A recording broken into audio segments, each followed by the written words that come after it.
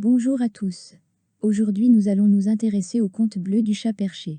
Ces contes ont été écrits par Marcel Aimé et ont été publiés en 1963.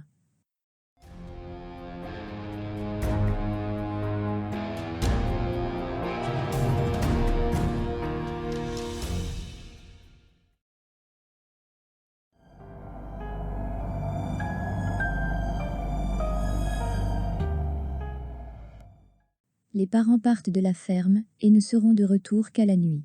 Ils recommandent à Delphine et à Marinette de n'ouvrir à personne.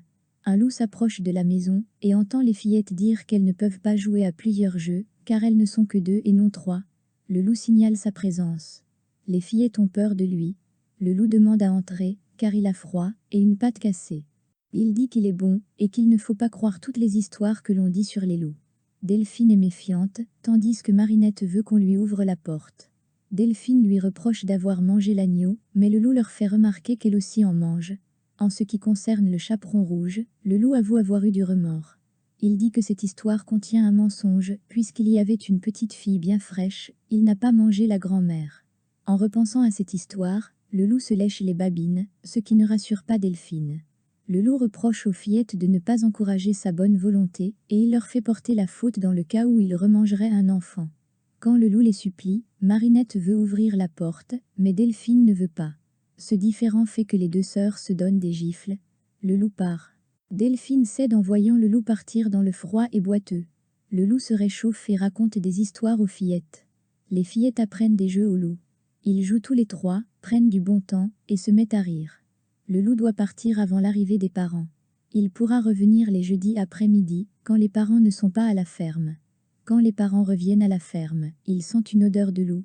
Les petites leur disent que si un loup était entré, il les aurait dévorés.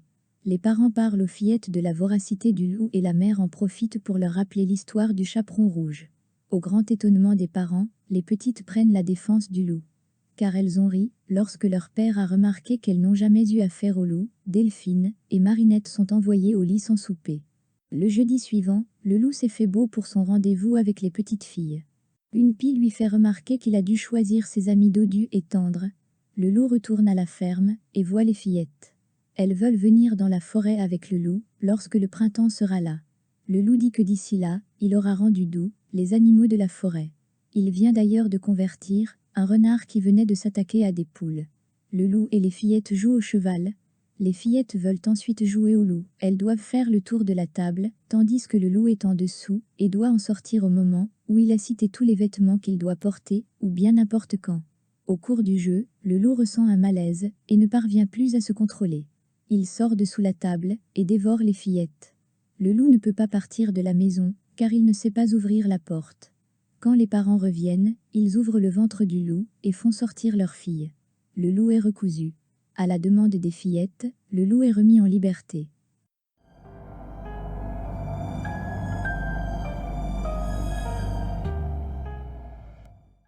Delphine caresse un chat, tandis que Marinette s'occupe d'un poussin. Un cerf vient à la ferme. Il demande aux fillettes de le cacher, car des chiens sont après lui. Le chat conseille les deux sœurs de cacher le cerf dans la chambre, et c'est ce qu'elles font. Le chat conseille de reprendre la même attitude que tout à l'heure. Le poussin demande pourquoi on a fait entrer un bœuf dans la maison. Marinette lui répond que c'est un cerf. Un chien vient et demande aux fillettes si elles ont vu un cerf. Elles sont semblant de ne rien savoir. Cependant le chien flaire le cerf. Les fillettes n'avouent pas, mais le poussin dit qu'un cerf est bien entré dans la maison. Le chien demande à ce qu'elle fasse sortir le cerf. Les fillettes se mettent à pleurer. Le chien accepte de s'être aperçu de rien. Les autres chiens arrivent, et le chien dit qu'ils ne se laisseront pas amadouer, et feront leur travail jusqu'au bout. Le chat dit à Delphine d'aller chercher de l'eau, et à Marinette d'aller avec le chien dans le jardin.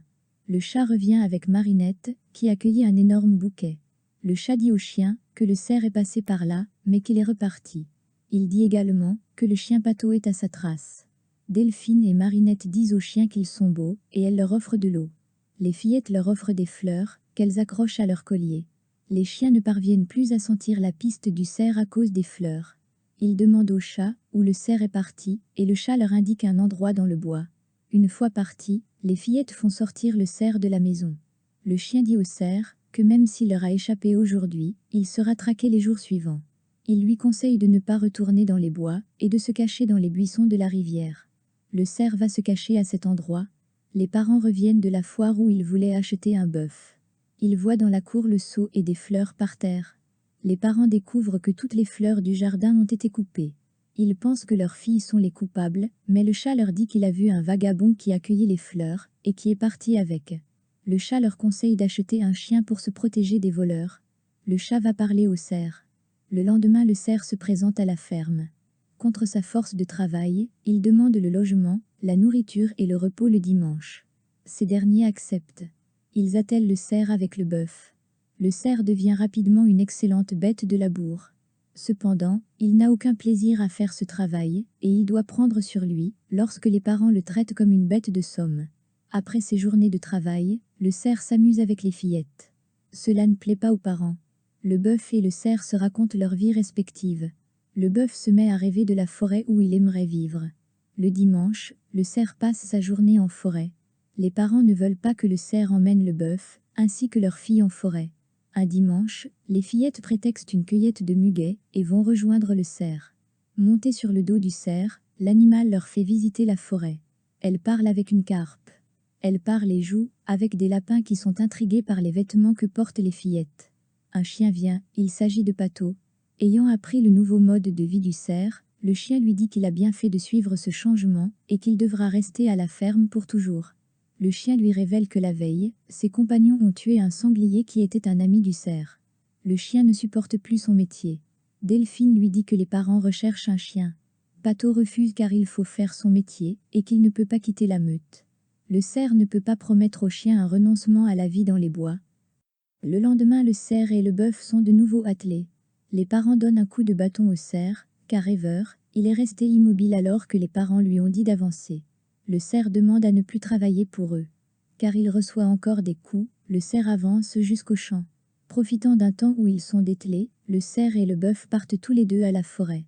L'endroit n'est pas fait pour le bœuf qui a bien du mal à suivre le cerf. Le bœuf décide de retourner au champ. Le cerf et le bœuf se font leurs adieux. Pendant plusieurs semaines, les fillettes n'ont plus de nouvelles du cerf. Un jour, Pato vient leur annoncer que le cerf a été tué la veille. En mourant, le cerf a cueilli une fleur que Pato devait remettre aux fillettes. Le chien accepte l'offre de travail à la ferme.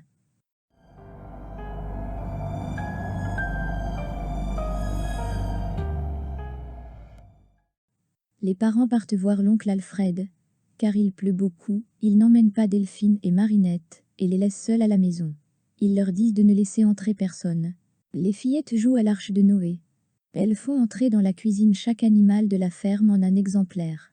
Elles font comme s'ils étaient sur un bateau. Elles font pleurer le cochon qui a peur qu'on le mange, si les vivres venaient à manquer. Une poule toque au carreau, elle veut elle aussi jouer. Comme dans l'arche, il y a déjà une poule, la poule devra jouer le rôle de l'éléphant. Car la poule ne sait pas ce qu'est un éléphant, Delphine l'emmène dans la chambre et lui montre une image d'un éléphant. Delphine laisse la poule dans la chambre, un moment afin que la poule s'imprègne de son modèle. En voulant trop bien jouer son rôle, la poule se transforme en éléphant. Pendant que les fillettes notent les réclamations des animaux, l'éléphant ouvre la porte et parle. Les fillettes et les animaux sont stupéfiés. L'éléphant est trop large pour passer par la porte. Delphine et Marinette pensent au problème que cela leur apportera, car elles ne pourront pas cacher la vérité aux parents. Elles pensent que la poule redeviendra une poule lorsque le jeu sera fini. Elles font exprès de terminer au plus vite le jeu. Au bout de 365 jours fictifs, elles déclarent que le déluge est fini. Elles font sortir les animaux sur la terre ferme. Malheureusement, l'éléphant reste un éléphant. Les parents reviennent. Les fillettes font tout pour retarder leur entrée dans la chambre. Elles s'informent de la santé de l'oncle Alfred. Elles font en sorte que les parents mettent leurs pèlerines à sécher et enlèvent leurs sabots, et elles les forcent à se chauffer, afin de ne pas attraper un rhume. Le buffet tremble à cause du pas de l'éléphant. Delphine dit que c'est à cause du chat qui chasse une souris. Quand les parents voient le chat sous le fourneau, ils se rendent compte que ce n'est pas le chat qui fait ébranler la maison. Le chat dit que c'est à cause du cheval qui donne des coups de pied dans le mur. Les parents voient le cheval dans la cour. Peu après, ils entendent de nouveau des pas lourds. Le chat tente des explications, mais les parents ne le croient plus. Ils devinent que les fillettes ont laissé entrer quelqu'un. Les parents entrent dans la chambre et ne voient qu'une poule.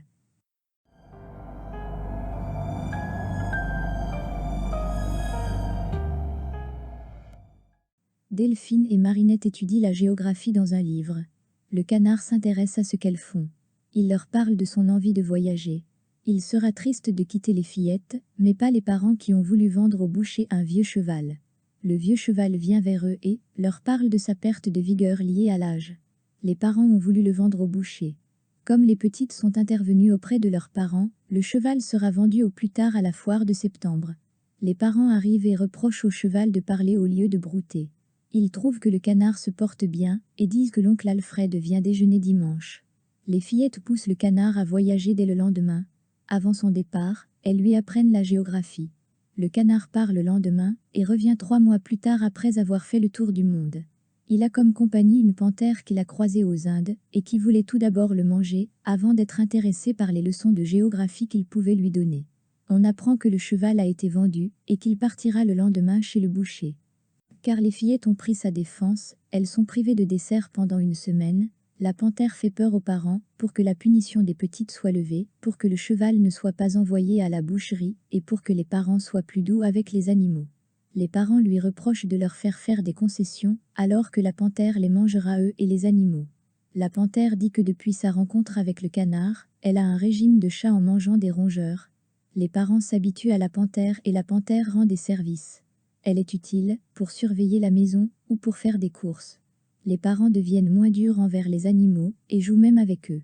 Ils sont moins exigeants avec les devoirs de leurs filles. Le soir, les parents, les filles et les animaux font des parties de bar, jusque tard dans la nuit. Parce que le cochon est mauvais perdant, il a des disputes avec d'autres animaux dont la panthère. Le lendemain, le cochon n'adresse plus la parole à la panthère. Celle-ci fait un tour en forêt à 8 heures et revient à la ferme à 11 heures. Quand une poule blanche remarque son air las, la panthère répond qu'elle a fait une longue course dans les bois. La panthère s'endort dans la cuisine. À midi, les parents remarquent l'absence du cochon. Le soir, les parents soupçonnent la panthère d'avoir mangé le cochon. Ils remarquent qu'elle a grossi. La panthère dit qu'elle a mangé 2 marcassins. La poule blanche dit que la panthère lui a déclaré avoir été loin dans la forêt. Cependant, un veau dit qu'il a vu la panthère dans la matinée près de la rivière. La panthère dit que le veau s'est trompé. Elle fait remarquer que les parents mangent du cochon et la panthère met en avant les animaux qu'elle a pu sauver. Le canard pense que le cochon est parti en voyage, tout comme lui-même peu auparavant. Le cochon ne revient pas. La vie recommence, comme avant et même mieux, depuis que le cochon n'est plus là. L'hiver vient. C'est une saison difficile à supporter pour la panthère qui est habituée à vivre dans des régions plus chaudes. Le canard lui parle de la neige. La panthère se met à l'attendre, mais elle est longue à venir. Il n'y a plus de jeu, et les parents recommencent à être durs envers leurs animaux. Un matin, la panthère voit que la neige est tombée. Elle court dehors, et se roule dans la neige. La panthère commence à se sentir mal. La maison est trop loin, et la panthère ne bouge plus. Les animaux et les fillettes la retrouvent grelottante. Au moment où la panthère parle du cochon, elle s'éteint avant d'avoir pu dire si elle était coupable ou non.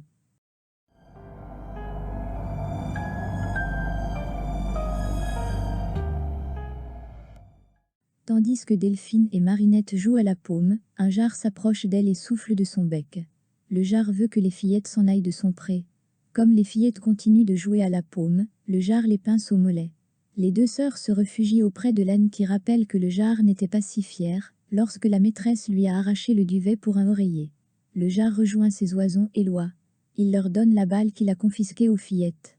Le jar leur apprend comment en jouer, mais il est très maladroit. Cela fait rire les fillettes et l'âne et les oisons. Quand l'âne lui demande de rendre la balle, le jar ne le veut pas et traite l'âne de bourrique. Cette dernière remarque donne du chagrin à l'âne. Il emmène sa famille à l'étang et dit à l'oie d'emmener la balle. Quand un oison demande quel animal a pondu la balle, le jar lui répond qu'il est un âne. Cela blesse l'âne. Ce dernier dit aux fillettes qu'elles pourront récupérer leur balle un peu plus tard, lorsque le jar sera dans l'étang. L'âne leur parle, il leur demande pourquoi un âne est synonyme d'idiot, et pourquoi le bonnet d'âne est destiné aux mauvais élèves. Les fillettes essaient de le consoler, mais sans conviction. L'âne leur dit de partir à l'étang.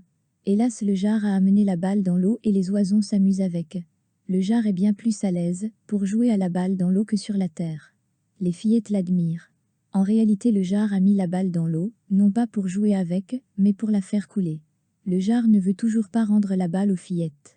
Il dit que ça serait une bonne chose si les parents venaient à les gronder à cause de la perte de la balle. Si ces oisons sont bien éduqués, il pense que c'est grâce à lui. Marinette lui dit de se taire, car il ne dit que des âneries. Le jar est fâché, et se dirige vers elle pour les mordre. Les fillettes s'en vont en courant. Le temps se refroidit. Le jar et sa famille repassent devant l'âne qui remarque qu'ils ont encore la balle. Le jar va cacher sa balle, et il répète à l'âne les paroles de Marinette, qui lui a dit « Tais-toi, tu dis des âneries ». Le lendemain matin, l'âne dit aux fillettes qu'elles auront leur balle demain soir. Le jar et sa famille passent vers l'âne. Ils vont se baigner à l'étang. L'âne dit qu'il a bouché l'étang, et qu'il ne le débouchera que lorsque le jar lui rendra la balle. Le jar et sa famille retrouvent l'étang recouvert d'une couche de glace. N'ayant jamais vu de glace, le jar pense que l'âne a effectivement bouché l'étang. Toutefois, le jar ne veut toujours pas rendre la balle. Lorsque le jar retourne à l'étang l'après-midi, il le trouve une nouvelle fois bouché. Le lendemain, le jar envoie l'oie parler à l'âne. Ce dernier veut d'abord avoir la balle. Le jar vient avec la balle. L'âne veut également des excuses pour les fillettes avant de déboucher l'étang. Le jar ne les fait pas. Lui et sa famille sont contraints de se baigner dans une flaque d'eau boueuse durant une semaine. Après que le jar ait fini par faire des excuses, l'âne dit qu'il va déboucher l'étang. En réalité, la glace de l'étang est fondue depuis 6 jours.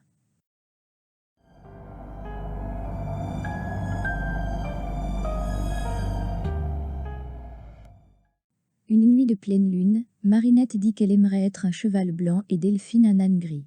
Le lendemain, quand elle se réveille, elles se rendent compte qu'elles ont été changées en cheval et en âne. La mère entre dans la chambre et ne reconnaît pas de suite ses filles. Comme Delphine et Marinette peuvent encore parler, elles finissent par la convaincre de qui elles sont. Delphine et Marinette sont placées à l'écurie ou dans les prés. Les parents ne veulent plus qu'elles restent dans la cuisine en les regardant manger. Delphine et Marinette assistent au repas de leurs parents, mais de l'extérieur en regardant par la fenêtre. Les parents leur portent de moins en moins d'attention et veulent qu'elles se comportent comme des animaux. L'oncle Alfred vient à la maison embrasser les deux petites. Les parents lui disent qu'elles sont chez tante Jeanne. L'oncle remarque le nouveau cheval et le nouvel âne. Les fillettes ne disent pas à l'oncle qui elles sont. Elles sont rationnées, contrairement aux autres animaux qui produisent ou travaillent. Les fillettes ne disent pas à l'oncle qui elles sont. Elles sont rationnées, contrairement aux autres animaux qui produisent ou travaillent. Les parents vendent les bœufs et font travailler le cheval et l'âne. Le cheval est attelé et l'âne sert au port de légumes pour le marché. Les parents sont de moins en moins patients avec eux. Lorsque les animaux ne leur obéissent pas, ils reçoivent des injures et des coups. Quand elles travaillent, Delphine et Marinette sont séparées, ce qui ne leur était jamais arrivé quand elles étaient des fillettes. Le dimanche est leur seul jour de repos. Elles ont encore leur poupée, qu'elles gardent à l'écurie. Un homme vient à la ferme et examine le cheval. Il veut l'acheter. Les parents refusent. L'homme leur propose des sommes de plus en plus élevées jusqu'à ce que les parents cèdent. L'homme veut voir le cheval marcher et courir. Le chat dit au cheval de boiter, et c'est ce qu'il fait. L'homme part de la ferme sans avoir acheté le cheval. Les parents commencent à penser que l'âne et le cheval ne sont pas leurs filles. L'âne leur reproche d'avoir fait aucune recherche si leurs filles ont disparu. Au bout de plusieurs mois, Delphine et Marinette ont oublié qu'elles ont été des fillettes. Elles trouvent normal d'être battues par leurs parents et se mettent à détester leurs jours de repos. Les parents deviennent fiers de leurs animaux dociles qui leur apportent de l'argent.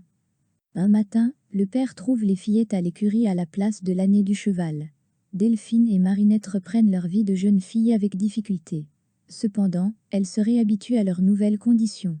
Lorsqu'elles parviennent à être irréprochables, les parents sont heureux d'avoir retrouvé leur fille.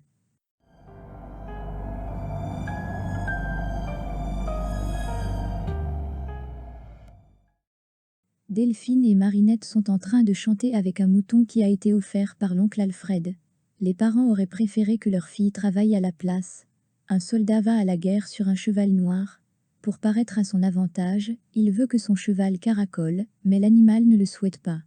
Pour se faire obéir, le soldat lui donne des coups d'éperon. Le cheval le met à terre. Humilié, le soldat veut lui donner un coup de sabre, mais les parents l'en empêchent.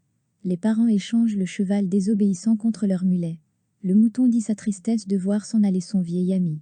Lorsque le soldat demande au mulet de partir, le mulet n'avance pas. Le soldat veut le tuer d'un coup de sabre. Les parents donnent au soldat l'âne à la place du mulet. Les fillettes et le mouton sont peinés du départ de leur ami. Lorsque le soldat demande à l'âne de partir, l'animal marche à reculons. Le soldat veut le tuer d'un coup de sabre. Les parents donnent au soldat le mouton à la place de l'âne. Les fillettes sont tristes à l'idée d'être séparées de leur ami. Le soldat n'autorise même pas le mouton à dire adieu aux fillettes. Le cheval tente de faire comprendre au soldat qu'il n'ira pas loin avec une telle monture, que les passants vont se moquer de lui, et qu'il ferait mieux de le reprendre. Cependant, les parents ne veulent plus faire l'échange. Le soldat part de la ferme monté sur le mouton. Les fillettes diront la vérité à l'oncle Alfred quand il reviendra. Le cheval ne veut pas obéir aux parents à cause du marché qu'ils ont conclu. En réalité, les parents ont échangé un mouton contre du vent. Un canard avertit le cheval que les parents manœuvrent pour lui mettre une bride. En échange de cet avertissement, le cheval lui rendra un service quand le canard saura ce qu'il voudra. À midi, les parents sont tourmentés par la réaction que va avoir l'oncle Alfred en apprenant qu'ils ont échangé le mouton contre rien du tout. Le cheval croit les fillettes et le canard en train de pleurer. Le canard demande au cheval de les emporter vers le mouton afin de pouvoir le reprendre.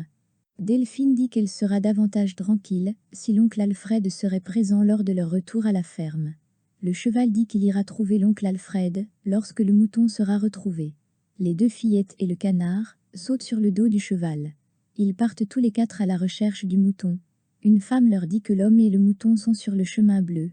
Le fils de cette femme appelé Jules va leur montrer ce chemin. Jules monte sur le cheval, tandis que Marinette en descend et tire le cheval à roulette de l'enfant. Il voit un mouton à une auberge. Les fillettes ne pensent pas que c'est le leur, car l'animal paraît plus petit. Le canard dit qu'il s'agit de lui, le soldat l'a tendu pour avoir de l'argent et pouvoir boire. Le mouton leur crie que c'est bien lui. Son maître s'approche à cause du bruit, le menace puis repart à l'auberge. Le canard pense à détacher le mouton et à le faire retourner à la ferme. Le cheval lui dit que c'est une mauvaise idée, car le soldat ira le rechercher à la ferme, le battra ou le tuera. Le cheval s'en va seul chez l'oncle Alfred. Le soldat sort de l'auberge et veut repartir avec son mouton. Le canard a une idée. Il se place sur le cheval de bois et demande aux enfants de lui donner de la vitesse. Le cheval de bois dévale la pente à toute vitesse et arrive jusqu'à l'auberge. Le canard parle au soldat. Il lui fait comprendre que son cheval est infatigable et qu'il est trop rapide pour lui. Le soldat trouve au contraire que son mouton est trop lent. Le soldat lui propose d'échanger le cheval et le mouton. Le canard accepte l'échange. Avant de partir, le canard conseille au soldat de donner à boire au cheval. Le mouton et le canard rejoignent les fillettes et Jules. Le cheval de bois ne boit pas, ce qui fâche le soldat. Car le cheval de bois n'avance pas, le soldat lui coupe la tête. Il décide d'aller à la guerre à pied. Les fillettes et le canard amènent Jules et son cheval en bois décapité à la maison du petit garçon. À la ferme, les parents projettent de punir leurs filles, qui se sont sauvées sur le cheval noir. L'oncle Alfred vient à la ferme monté sur le cheval noir, et avec un visage terrible. Au même moment, le mouton apparaît avec les fillettes et le canard. À cause de la présence de l'oncle Alfred, les parents font bon accueil à leurs fillettes et à leurs animaux revenus.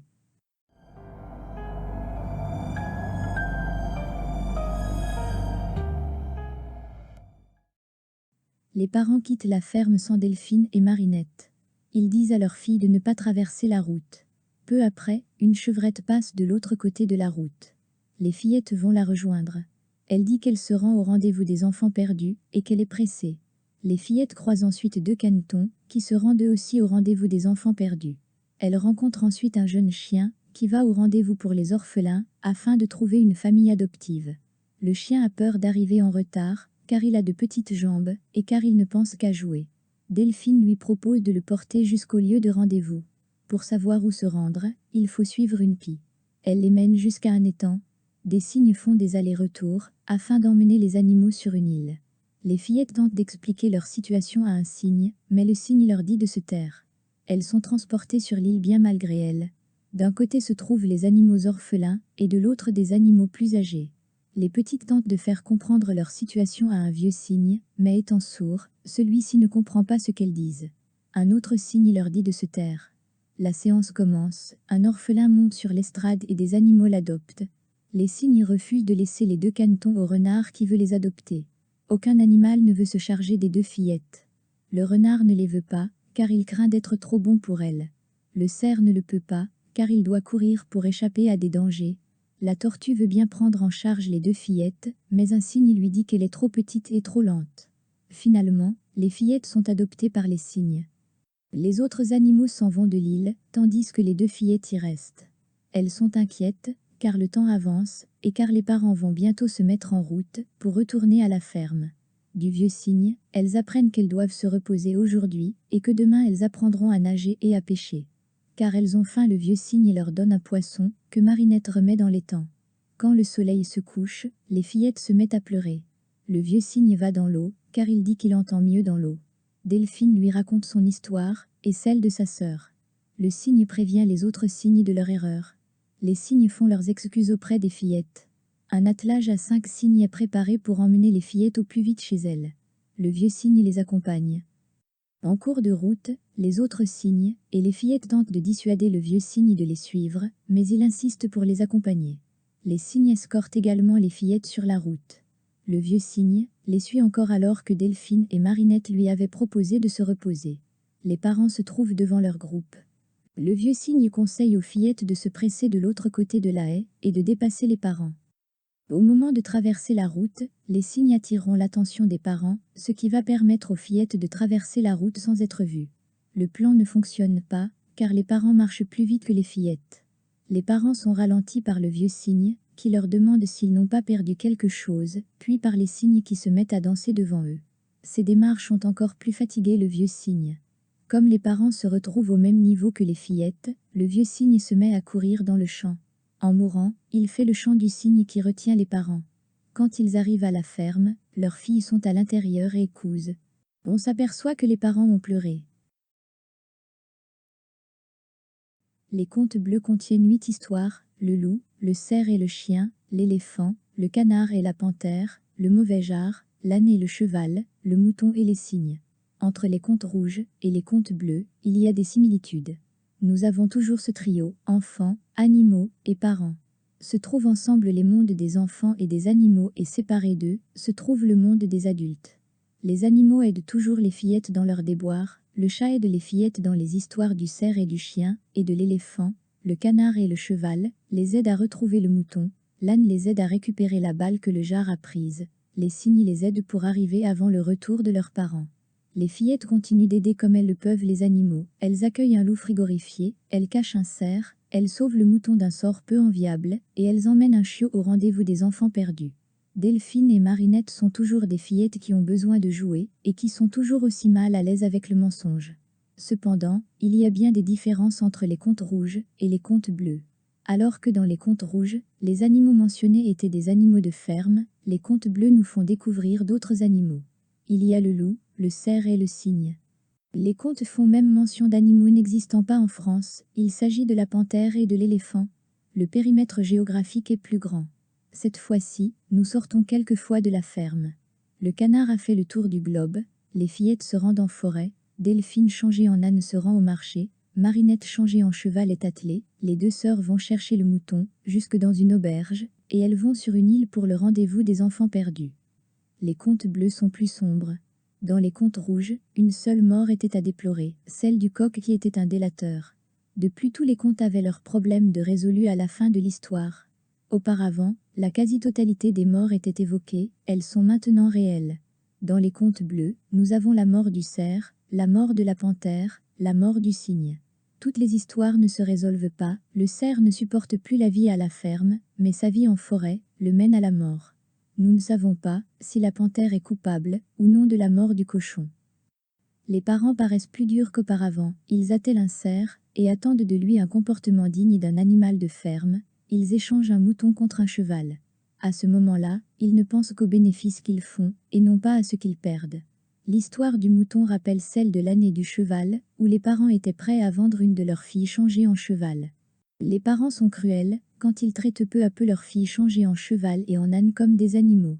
La violence devient plus brutale chez les parents, et elle s'élargit. Elle n'est plus qu'entre les parents et les animaux, mais aussi entre le soldat et les animaux.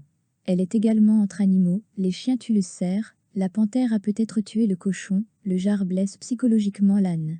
La violence existe également des animaux vers les hommes, le jar pince les deux sœurs et le loup mange les fillettes.